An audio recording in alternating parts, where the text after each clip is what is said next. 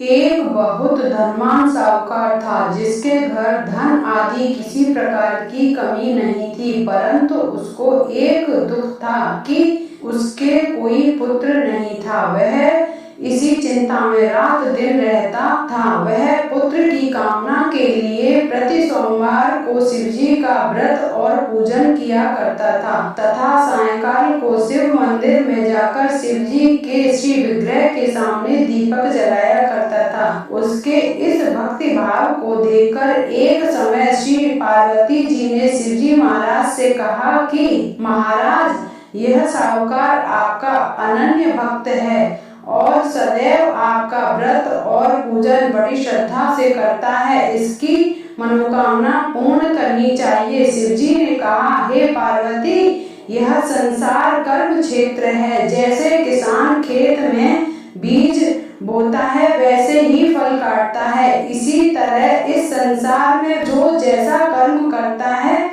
वैसा फल भोगता है। पार्वती जी ने अत्यंत आग्रह से कहा, महाराज, जब यह आपका अनन्य भक्त है और इसको अगर किसी प्रकार का दुख है तो उसको अवश्य दूर करना चाहिए, क्योंकि आप सदैव अपने भक्तों पर दयालु होते हैं और उनके दुखों को दूर करते हैं। यदि आप ऐसा नहीं करेंगे तो मनुष्य आपकी सेवा तथा व्रत क्यों करेंगे। पार्वती जी का ऐसा आग्रह देख शिवजी महाराज कहने लगे, हे पार्वती, इसके कोई पुत्र नहीं है, इसी चिंता में यह अति दुखी रहता है। इसके भाग्य में पुत्र न होने पर भी मैं इसको पुत्र की प्राप्ति का वर देता हूँ, परंतु यह पुत्र केवल 12 वर्ष तक जीवित रहेगा। इसके पश्चात वह मृत्यु को प्राप्त हो जाएगा। इससे अधिक मैं और कुछ नहीं कर सकता।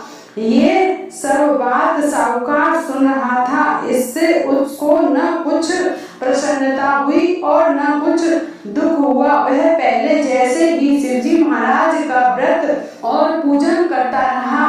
कुछ काल व्यतीत हो जाने पर साहूकार की स्त्री गर्भवती हुई और 10वें महीने में उसके गर्भ से अति सुंदर पुत्र की प्राप्ति हुई। साहूकार के घर में बहुत खुशी मनाई गई, परंतु साहूकार ने उसकी केवल 12 वर्ष की आयु जान कोई प्रसन्नता प्रकट नहीं की और न किसी को भेद बताया। जब वह बालक 11 वर्ष का हो गया तो उस बालक की माता ने उसके पिता से विवाह आदि के लिए कहा, तो वह साहूकार कहने लगा कि मैं अभी इसका विवाह नहीं करूंगा, अपने पुत्र को काशी जी पढ़ने के लिए भेजूंगा। फिर साहूकार ने अपने साले को बुलाकर उसको बहुत सा धन देकर कहा, तुम इस बालक को काशी जी पढ़ने के लिए ले जाओ और रास्ते में जिस स्थान पर भी जाओ यज्ञ करते और ब्राह्मणों को भोजन कराते जाओ। वो दोनों मामा भांजे यज्ञ करते और ब्राह्मणों को भोजन कराते जा रहे थे।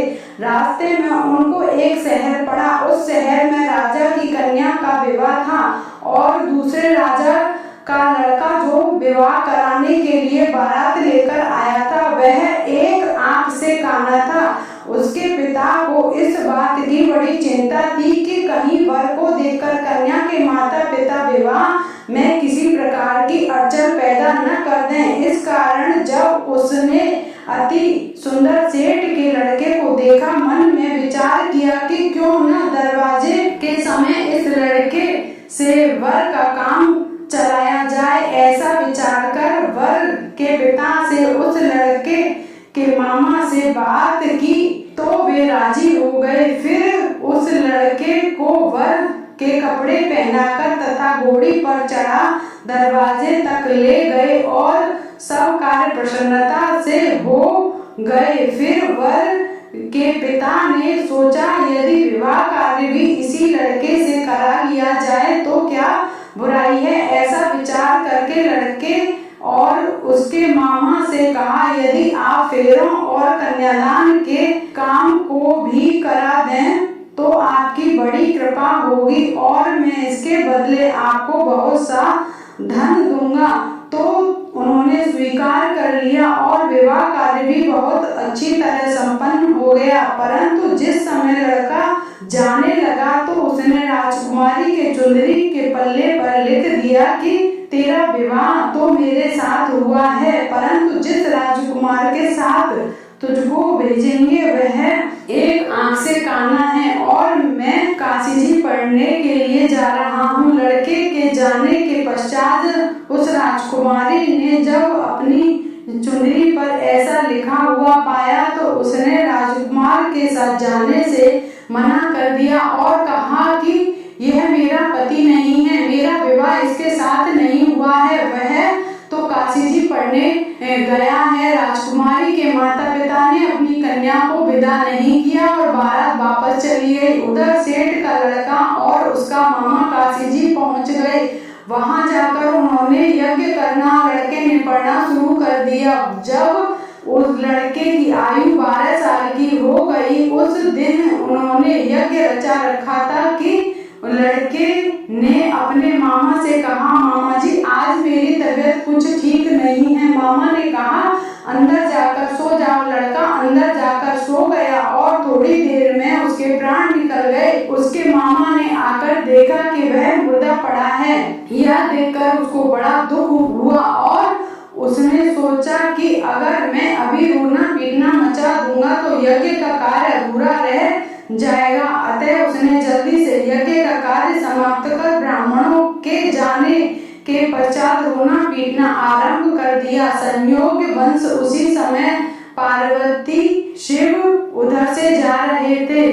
जब उन्होंने जोर जोर से रोने की आवाज सुनी तो पार्वती जी कहने लगी, महाराज कोई दुखिया रो रहा है, उसके कष्ट दूर कीजिए। जब शिव पार्वती ने पास जाकर देखा तो वहाँ एक लड़का मुर्दा पड़ा था। पार्वती जी कहने लगी, महाराज यह तो उसी सेठ का लड़का है जो आपके वरदान से हुआ था। शिव जी कहने लगे, हे पार्वती इसकी आयु इतनी ही थी सो भोग चुका था। पार्वती जी ने कहा, महाराज इस बालक को और आयु दो, नहीं तो इसके माता पिता तड़प तड़प कर मर जाएंगे। पार्वती जी के बार बार आग्रह करने पर शिव जी ने उसको जीवन दान दिया और शिव जी महाराज की कृपा से लड़का जीवित हो गया। शिव पार्वती कैलाश चले गए। तब वह लड़का और मामा उसी प्रकार यज्ञ करते तथा ब्राह्मणों को भोजन कराते अपने नगर की ओर चल पड़े। रास्ते में उसी शहर आए जहाँ उसका विवाह हुआ था। वहां पर आकर उन्होंने यज्ञ आरंभ कर दिया तो उस लड़के के ससुर ने उसको पहचान लिया और अपने महल में ले जाकर उसकी बड़ी खातिर की, साथ ही बहुत दास दासियों सहित आदर पूर्वक लड़की और जमाई को विदा किया। जब वह शहर के निकट आए तो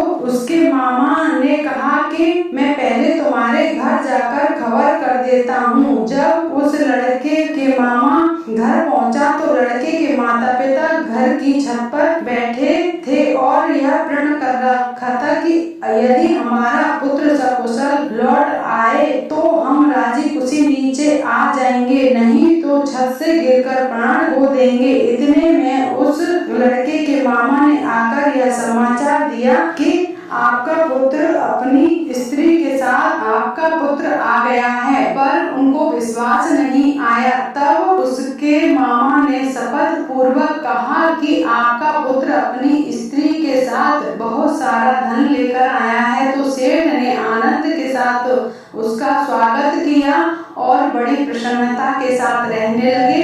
इसी प्रकार से जो कोई भी सोमवार के व्रत धारण करता है अथवा पढ़ता है या सुनता है उसकी समस्त मनोकामनाएं पूर्ण होती हैं। बोलो शिव जी महाराज।